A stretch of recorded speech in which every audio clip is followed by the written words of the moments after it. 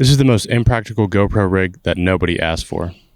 Got a GoPro HERO11, Ninja V recorder, Rode Video Micro, and a bunch of small rig parts, including a cage for my old A7R2. The inspiration for this came from Gerald Dunn's $9,000 baby monitor he made, which is about the same premise of build what you can with what you have, make something kind of fun, no real purpose. I've been wanting to do this test for a while now, comparing the internal codecs of the GoPro HERO11 versus externally via HDMI to the Ninja V recorder. I'm going to be doing a few tests, pixel peeping, editing performance, and then comparing the numbers, bits per pixel, see which is better, which stacks up. If it's even worth doing this, my guess is probably not, but we're going to do it anyway. So let's take a look. I'm going to start off with an editing performance test between the two 1080p 60 files. And the first thing I noticed off the bat was a difference in color contrast and exposure overall. Seems like in the external file, the tips of my shoes are blown out. If I go back and forth, you can see that.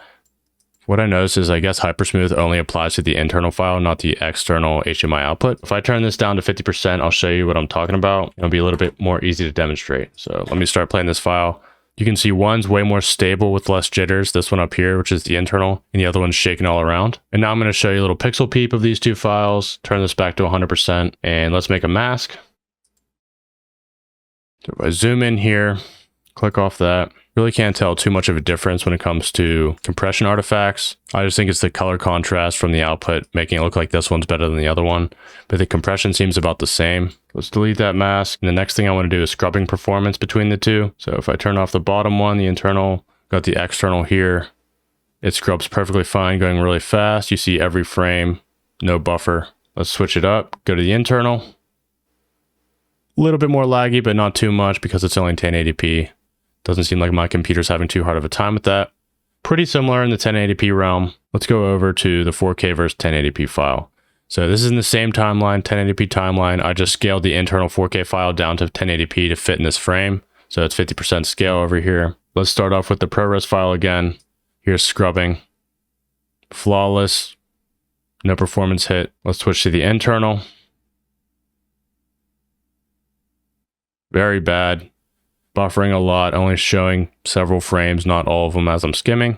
That's pretty much what I expected.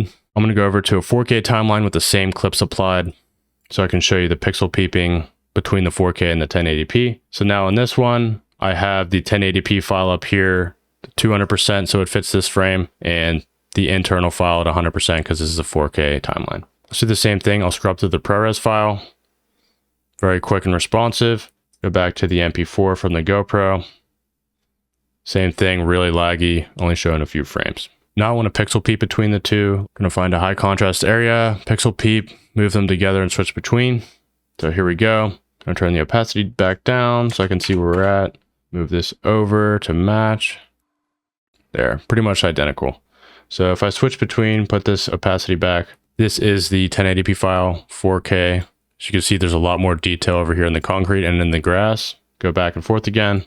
1080p, 4K, huge difference. I mean, I don't need to explain the difference between resolution. The most practical use for this really would just be shooting internally as at 4K or whatever high resolution you want to, and just render out proxies in Premiere or DaVinci or whatever you're using. Luckily, I did that already, so I can show you what I mean. I'll disable the ProRes file, go down to this one, and toggle on proxies. So let's do a scrubbing test again. Pretty much the same. Just as smooth as the other one. So external file, smooth. Internal with proxies, just as smooth. Going to start out with the two clips that are matching output at 1080p 5994. Start out with the overall bit rate. We got 60 megabits per second on the GoPro internal file and 282 megabits per second with the ProRes external file. Obviously got HEVC on the GoPro file and ProRes on the external file. But the main thing I wanted to look at here was bits per pixel, which is just the amount of data that's applied to each video file represented by a single number. So it's pretty easy to determine which is better. So generally for web-based uploads, you'd want to have your deliverables sitting around 0.1 to 0.2. So as you can tell, both of these are well over the limit of what we would need. For intermediary codecs, such as ProRes or Avid DNX, this is more like what you'd want to see over the 1 point area. Another quick thing to note is the GoPro file is 420 chroma subsampling, and the ProRes file is 422, as in the name, ProRes 422. For that, you just get better color sampling, which just means you're getting less loss of resolution of color. It's basically just an another compression method to save bitrate. The next test I wanted to do was with the 4K UHD GoPro internal file versus the 1080p external one. So as you can see, the bitrate jumps up for 4K files and above on the internal file. So we're getting kind of close here, almost half at this point of the ProRes external file. But if we go back down here to bits per pixel, we can see it's 0.241 versus 2.2. So this is decreased even though the bitrate has gone up. GoPro only allocates up to around 120 megabits per second, regardless of format. But I guess when you hit 1080p, it kind of drops it down because it's unnecessary to use all that bandwidth. But as you can tell here, it's still in the good range. Over 0.2 is pretty good if you just wanted to upload straight to YouTube, but we are getting a lower number here. The problem lies when you go to 5.3K files, because this number drops even more. And that's when you start to see a little bit more compression artifacts and high motion files. When you're whipping the camera around, there's a lot of movement. So that'll be the last thing we check out to kind of get a wide range of start to finish with how saturated these can be with the GoPro files in the 1080p realm. And then once you go all the way up to the 5.3K, starting to get less data per pixel, even though you have a higher resolution, which for the most part, people would rather have a higher resolution. If you can't really tell right off the bat, then they don't care. But for generational loss sake, I would say bar none, you'd want to shoot with the ProRes. This is the last comparison I want to show you guys before I bore you to death. This is the highest recordable format on the GoPro at 5.3K 30 frames, and then same thing again on the Ninja ProRes 1080p 5994. This is where you start to see some problems with compression issues. Even if you export in a high bit rate, you're still going to introduce some generational loss. So you'll start to notice a little bit on YouTube, even if it's a 5K upload. You'll see some weird macro blocking or compression artifacts in high motion. But let's get back to, is this practical or not?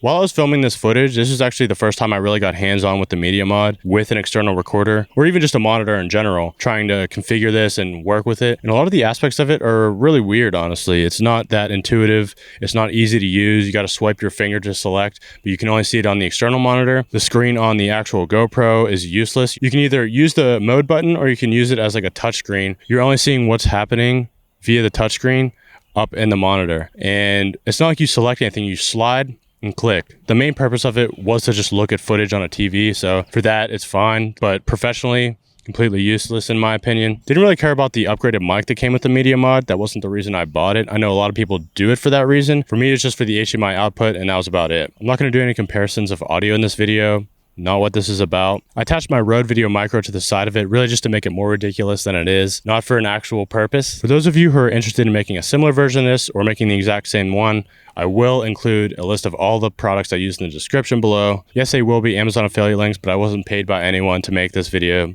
just for fun, with most of the parts that I had already, besides the Media Mod that I bought specifically for this project. In conclusion, I don't know if it was worth the money for me personally. I don't know if I'm going to use the HDMI out for any real purpose besides this video. Audio, don't really care. You lose the waterproof capabilities. I'd rather just put on the protective case on it, or just keep it as is. When you get it out of the box, use it like that and sync it up with like a lavalier mic or something. Although I did get it discounted because I'm a GoPro subscription member, still don't know if it's worth the money, to be honest. The reason I'm harping on the price so much is because GoPros used to come standard with an HDMI port all the way up until like the Hero 8, which is when they introduced the Media Mod, which is kind of gimmicky to me because now you're making people pay $70, $80 more to have the same functions they used to, but they just make a little bit more money off you. So it does make me a little annoyed forcing you to buy that in order to use the full capability of it. And they don't allow you to use any third-party USB-C to HDMI adapters. It's like their own proprietary format. So it forces you to buy their product in order to even use that feature. I know they got to make money and all that, but it is kind of annoying at the end of the day, even if it does add a few extra features. If you did stay to the end of the video, I appreciate it, and I will see you in the next one.